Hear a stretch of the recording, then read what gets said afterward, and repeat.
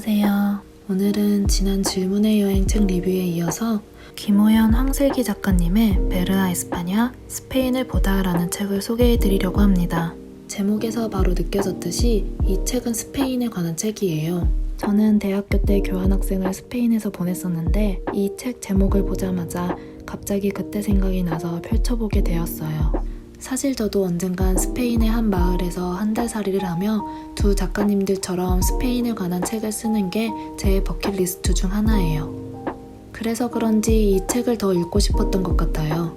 두 작가님은 취향이 비슷한 10년지기 친구라고 해요. 여행을 다니면서 매번 좋았다는 기쁨만 안고 여행을 끝냈었는데 그렇게 끝나는 여행이 너무 아쉬워 의미 있게 남길 수 없는 방법이 없을까 고민하다가 여행을 통해 얻는 행복을 누군가와 나누고 싶다는 생각이 들어 책을 만들기로 했다고 해요. 그렇게 두 분의 첫 번째 기록인 베르아 에스파냐가 시작된 것입니다. 저는 이 책에서 마음에 들었던 구성 3가지가 있는데요.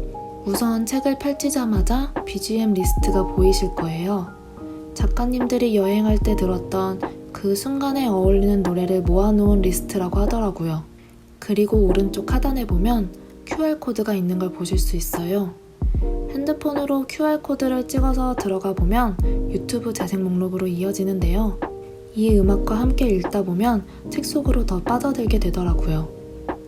그리고 중간중간 책의 상단을 보면 각 장면에 어울리는 BGM이 쓰여져 있으니 맞춰서 들어보시는 것을 추천드립니다. 또한 이 책에는 작가님들이 추천하는 장소들에 대해 구글맵 주소, 운영시간 및 가격 정보가 담겨져 있는데요. 음식점이나 상점들 정보뿐만 아니라 전망 포인트 스팟의 정보도 담겨 있어서 그런 부분이 참 좋았어요. 그리고 마지막으로 가장 마음에 들었던 구성은 현지에서 자주 사용할 수 있는 간단한 회화들을 중간중간 담아둔 것인데요. 저도 스페인에서 지내면서 정말 많이 썼던 회화들이라 보면서 정말 이 상황에 필요한 말들을 잘 담아두셨다는 생각을 했어요. 특히 신쌀. 스페인에서 정말 무조건 음식 주문 전에 꼭 말해야 하는 건데요. 신쌀이라는 표현도 좋고 메노스쌀, 덜 짜게 해주세요 라는 표현도 쓴답니다.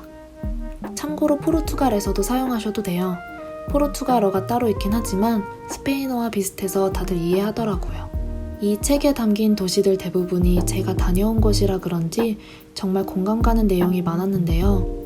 그중 가장 공감 가는 부분 그리고 부가적으로 코멘트하고 싶었던 정보들을 알려드릴까 합니다.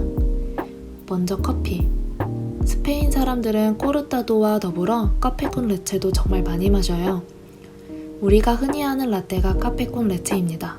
저는 라떼를 엄청 찾아 마시는 편이 아닌데 스페인에서 맨날 1일 1 카페콘 레체 마실 정도로 중독됐었어요.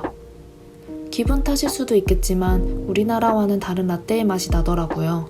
특히 스페인 샌드위치인 보카디오와 너무 잘 어울리는 조합이니 한 번쯤은 드셔보시는 걸 추천드려요. 그리고 참고로 아메리카노는 카페 아메리카노 혹은 솔로 라르고라고 합니다. 그리고 바르셀로나. 작가님들은 세비야에서 자전거를 타셨는데요. 바르셀로나도 해변가로 가다 보면 자전거 대여점들이 참 많아요. 자전거 타고 해변가 따라 쭉 둘러보는 것도 추천드려요. 저는 바르셀로나 여행 마지막 날 자전거를 빌려서 해변가랑 여행 중 가장 좋았던 스팟들을 자전거로 한 바퀴 휘 돌면서 다시 한번 눈에 담고 왔어요. 바르셀로나 여행 중 가장 기억에 남는 순간이랍니다. 그 다음으로는 추러스. 스페인은 아침으로 추러스를 먹고 간식도 추러스일 정도로 추러스를 정말 많이 먹는데요. 저도 아침에 학교 갈 때 추러스를 사들고 갔던 기억이 있어요. 참고로 추러스는 종류가 참 많아요. 기본 추러스, 그리고 초콜릿을 찍어 먹는 추러스, 추러스 안에 초콜릿이나 슈크림이 들어가 있는 거, 혹은 아예 겉에 초콜릿이 입혀져 나오는 추러스 등이 있는데요.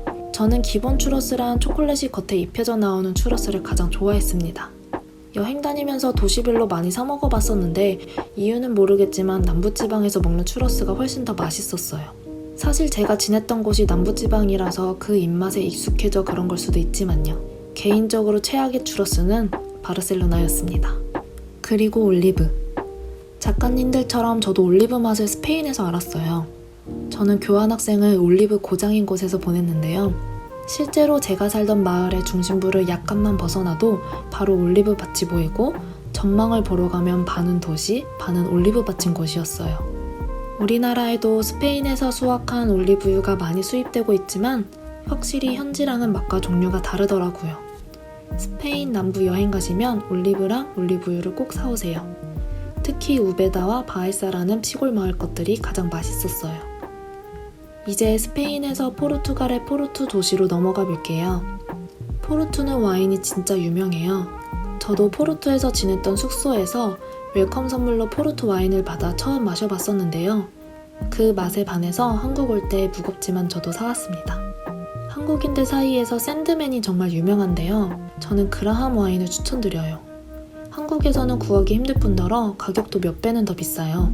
특히나 여기는 그라함 레스토랑도 따로 있어요. 예약은 필수고 메뉴는 뭐 하나 다 버릴 거 없을 정도로 디저트까지 완벽하게 다 맛있는 곳이에요. 포르투를 가신다면 꼭 이곳 가서 식사도 하시고 추천 와인도 마셔보세요. 그리고 포르투 하면 사실 해리포터 작가 조앤 케이 롤링이 생각나죠? 작가가 해리포터를 쓴 카페에 마제스틱이 있기 때문인데요. 해리포터 광팬인 저도 도착하자마자 그 카페를 갔었어요. 그치만 저는 그냥 겉에서 구경만 하시는 걸 추천드려요. 개인적으로 맛도 맛이지만 불친절의 끝판왕이었습니다. 대신 브런치 카페 하나 소개해드릴게요. 헝그리 바이커인데요. 친절한 것은 당연하고 음식 맛과 커피도 정말 맛있어요. 원래는 현지인들이 많이 갔었었는데 점점 여행객들에게도 인기가 많아지고 있더라고요. 그리고 마지막, 스페인에 플라멩고가 있다면 포르투갈에는 파두가 있습니다. 파두는 포르투갈의 대표적인 민요예요. 운명 혹은 숙명의 뜻을 지닌 파두는 포르투갈 민중의 삶을 노래한 민요로서 언제 들어도 구슬프고 서정적이에요. 시간 되신다면 한 번쯤 보고 오시는 걸 추천드려요. 보통 저녁 식사와 함께 공연을 즐길 수 있는데요. 예약은 꼭 해야 한답니다. 이 책은 흔히 우리가 아는 여행 가이드 책은 아니에요. 그렇기 때문에 개인적으로 스페인 여행 계획이 있으신 분들에게는 여행 가이드 책과는 별개인 히든 스팟 정보만 알 수 있는 서브책으로 추천드리고 싶어요. 그리고 사실 정말 추천드리고 싶은 분들은 스페인과 포르투로의 여행 경험이 있어서 그곳이 그리우신 분들이에요. 아마 저처럼 그때의 여행을 무척이나 그리워하고 추억하며 크게 공감하실 수 있을 거예요. 지난 책 리뷰에 이어서 오늘의 책 베르아 에스파냐 스페인을 보다라는 책 리뷰도 봐주셔서 감사합니다.